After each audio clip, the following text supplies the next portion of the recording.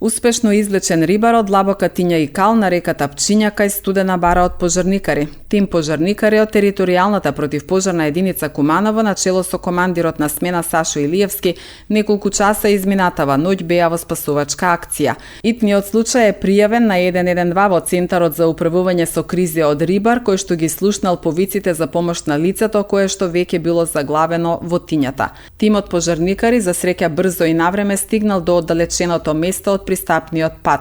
Откако пожарникарите го извлекле од длабоката Тиња, го ставиле човекот на специјалната спасувачка даска за носење. Потоа со итна медицинска помош бил префрлен во Кумановската болница и е надвор од животна опасност. Според надлежните од Кумановската болница, човекот е прегледан на одделите хирургија и интерно и е пуштен на домашна нега.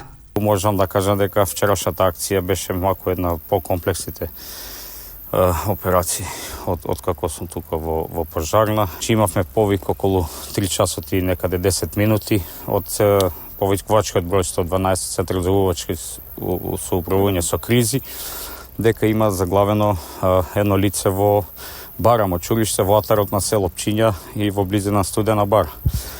Ние веднаш, тргнавме, зедовме опрема што имавме за такви ситуации, колку што имаме, колку сме опремени со јажиња, тие носила спасилачки, секери, такви работи.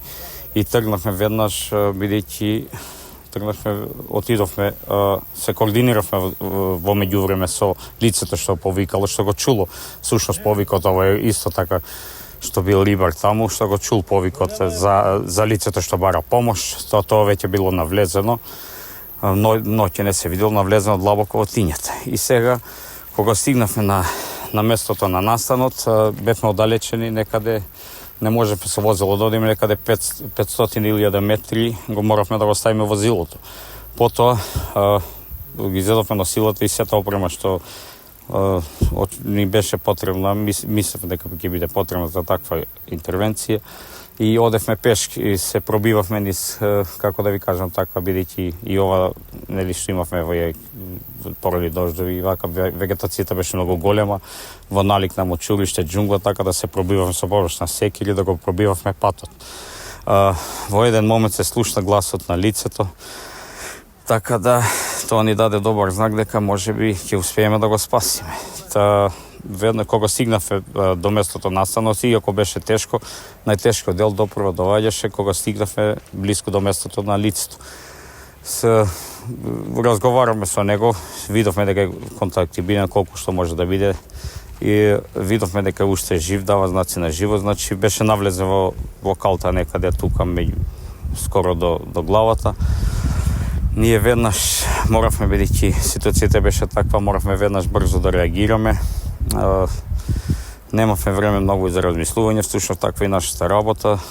Секогаш гледаме брзо, експедитивно и во поглед, бидејќи тука се работеше за човечки живот, тогаш немаме многу размислување, нема оклевање, исто и за материјални добра, меѓутоа кога се работи за човечки живот, тука сме спремни да ги ставиме нашите животи на ризик, како што беше во овој случај. Јас го преземам ризикот како командир на одделение.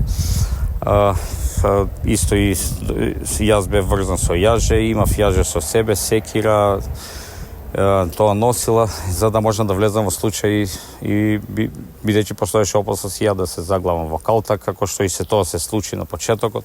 Меѓутоа полека така ползејќи, лазејќи, некако успеав да дојдам до човекот, да го тоа поданиот живот, всушност го врзавме меѓу градите, така обично ние го стегнавме и потоа некако се излеков пак назад на одредена далечина и тогаш она бидејќи од калта, од ова и од тежината многу тешко успеавме некако со заеднички напори со колегите од тимот што заедно работевме, со заеднички сили и успеавме некако да го излечеме полека.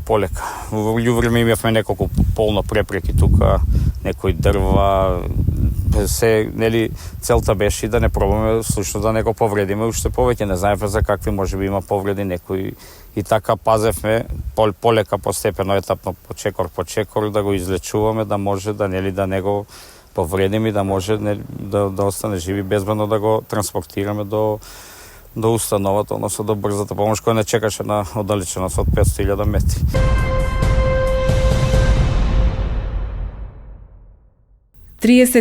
Годишен Кумановец е лишен од слобода поради физички напад врз 39 годишно лице, а подоцна при претрес во неговиот дом, извршен со судска наредба, биле пронајдени марихуана и дигитална вага, соопштија надлежните од секторот за внатрешни работи Куманово. Напаѓачот бил приведен во полициска станица и по целосно документирање на случајот против него ќе следува соодветна пријава. Полицијата изминатата ноќ регистрира уште еден физички напад, но овој пат 29 годишен Кумановец физички ги нападнал сопругата и нејзината ќерка. Напаѓачот бил приведен во полициска станица и по целосно документирање на случајот против него ќе следува соодветна пријава, соопшти СВР Куманово.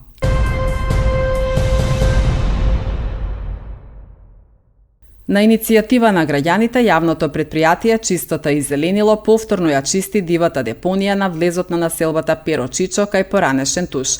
Во акцијата која започна изминатиот петок, досега се изнесени 30 тони смет, а се очекува до крајот на денов да се соберат уште толку тони отпад на истата локација.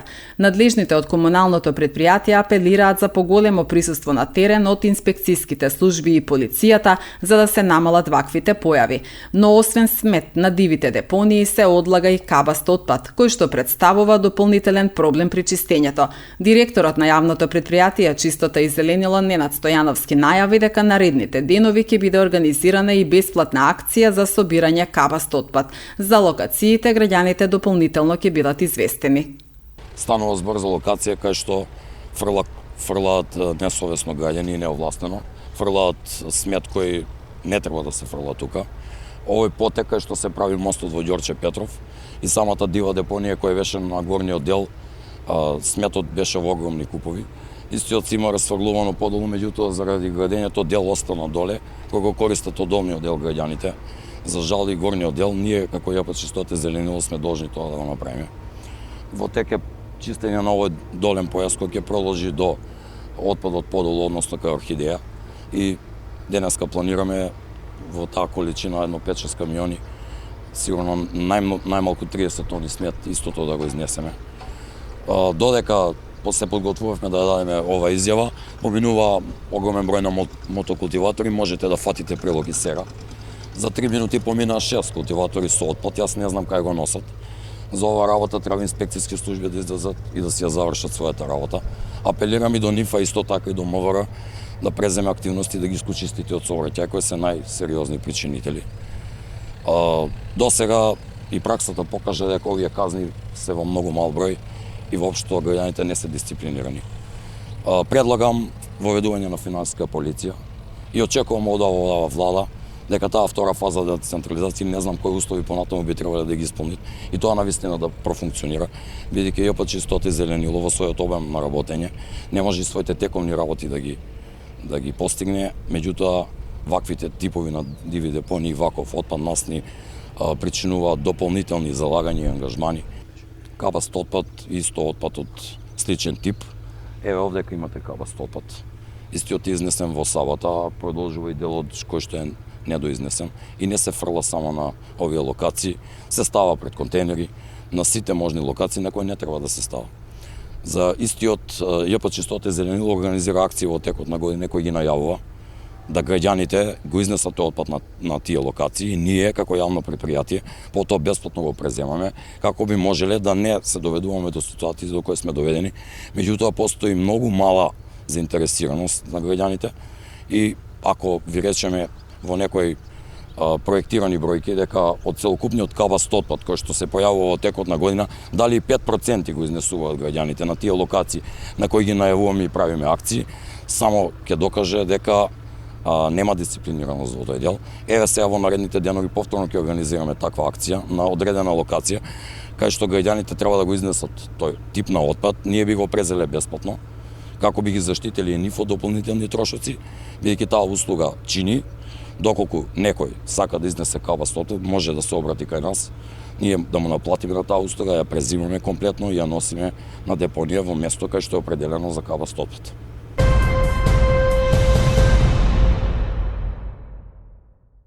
Градоначалникот на општина Куманово Максим Димитриевски денеска оствари средба со амбасадорката на Република Хрватска во Македонија Ниве Стигањ. На средбата, како што информираше Димитриевски, се разговарало на повеќе теми за продлабочување на меѓусебната соработка. Изградените добри односи и досегашните споделени работни искуства водат кон очекувани можности за имплементација на нови и значајни проекти. Заедничката иницијатива за достигнување на повисок степен на комуникација ќе донесе унапредување на соработката меѓу двете земји во повеќе области. Според прецизираните приоритети на двете страни, на средбата беа истакнати позитивни очекувања за продлабочување на досегашната соработка преку соодветни и реални решенија, согласно со заедничките потенцијали и определби, се вели во соопштението од општина Куманово.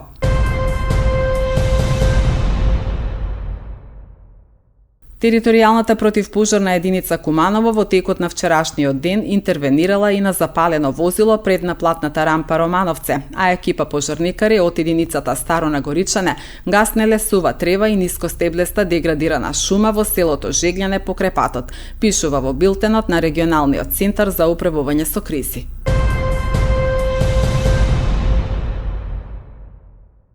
Кон крајот на месецов ќе започне четвртата фаза од реконструкцијата на театар Куманово. Се очекува идната година да финишира проектот со целосна реконструкција на кровната конструкција. Повеќе детали од изјавата на директорот Сашо Тодоровски.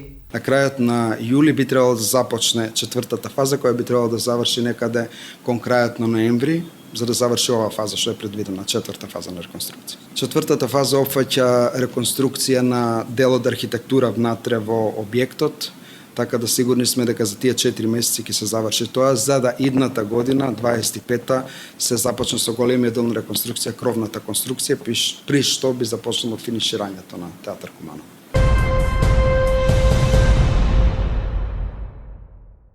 Полициски службеници од СВР Куманово викендов лишиле од слобода 4 лица на возраст од 17 до 22 години, жители на Черкези, Матече и Куманово за физички напад врз 19 годишен жител на Липковското село Ваксинце. Тепачката се случила на улицата Гоце Делчев во центарот на Куманово. Надлежните информираа дека нападјачите биле приведени во полициска станица и по целосно документирање на случајот против нив ќе следува соодветна пријава.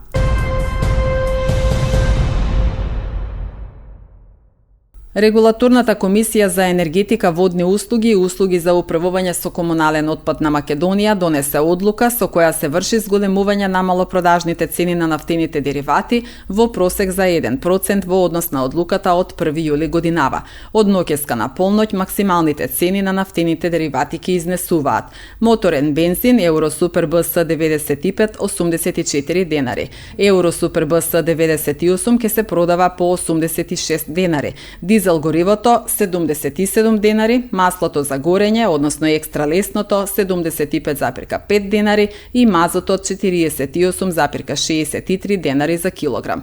Малопродажните цени на бензините Евросупер БС 95 и 98 се зголемуваат за 1 денар за литар. Малопродажните цени на евродизел и на екстра лесното масло за домакинство се зголемуваат за 0,5 денари за литар.